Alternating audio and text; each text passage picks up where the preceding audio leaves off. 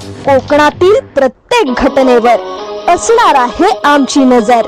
शेती, राजकारण, समाजकारण, क्रीडा, मनोरंजन आणि बरंच काही. आपण पाहताय कोकणातील वेगवान news channel KK news Konkan.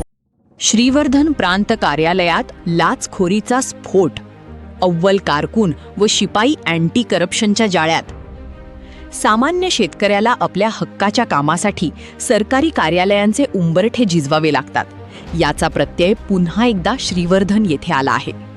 7/12 दुरुस्तीच्या कामासाठी तब्बल 2 महिने प्रांत कार्यालयाच्या फेऱ्या मारणाऱ्या पाबरे येथील शेतकऱ्याकडे तब्बल 60,000 रुपयांची लाचेची मागणी करण्यात आल्याचा धक्कादायक प्रकार उघडकीस आला आहे.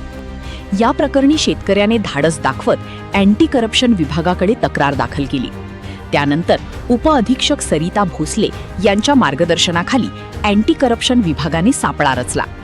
मंगळवारी श्रीवर्धन येथे 30,000 रुपयांची लाच स्वीकारताना अव्वल कारकून नितीन पवार आणि शिपाई सचिन पाटील यांना रंगेहात पकडण्यात आले.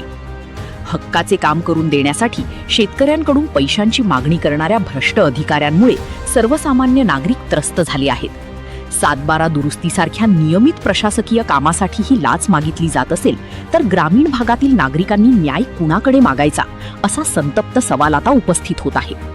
अँटी करप्शन विभागाच्या या कारवाईमुळे श्रीवर्धन महसूल प्रशासनात खळबळ उडाली असून या प्रकरणात आणखी काही धागेदोरे समोर येतात का, याकडे सर्वांचे लक्ष लागले आहे. नागरिकांमधून या धाडसी कारवाईचे स्वागत करण्यात येत असून भ्रष्टाचाराविरोधातील लढ्यात अँटी करप्शन विभागाने दिलेला हा मोठा धक्का मानला जात आहे.